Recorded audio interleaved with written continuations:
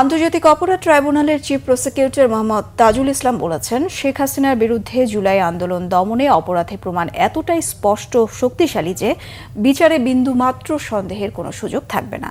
আর রাষ্ট্রের প্রধান আইন কর্মকর্তা অ্যাটর্নি জেনারেল মোহাম্মদ আসাদুজ্জামান ইতিহাসের নির্মম হত্যাযজ্ঞের জন্য শেখ হাসিনা সহ অপরাধীদের সর্বোচ্চ শাস্তির দাবি জানিয়েছেন।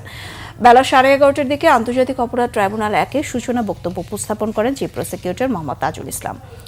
সূচনা বক্তব্যে তিনি বলেন, শেখ হাসিনা সব অপরাধের নিউক্লিয়াস। সূচনা বক্তব্যের শুরুতেই তিনি তদন্ত প্রতিবেদন দাখিল সহ বিভিন্ন বিষয় উপস্থাপন শুরু করেন।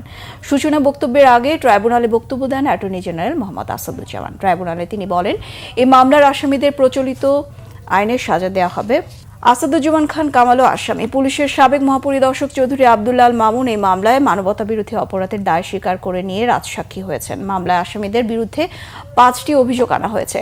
ট্রাইব্যুনাল 1-এর চেয়ারম্যান বিচারপতি মোহাম্মদ গোলাম মর্তুজা মজুমদারের নেতৃত্বাধীন 3 সদস্যের আন্তর্জাতিক অপরাধ ট্রাইব্যুনালের বিচারিক প্যানেলের অপর 2 সদস্য হলেন বিচারপতি মোহাম্মদ শফিউল আলম মাহমুদ ও বিচারক মোহাম্মদ মহিতুল হক এনাম চৌধুরী। আমরা অপরাধের বিচার চাইতে এসেছি এবং সেই বিচারের সর্বোচ্চ সাজা যেটা সেইটা আমরা প্রার্থনা করেছি।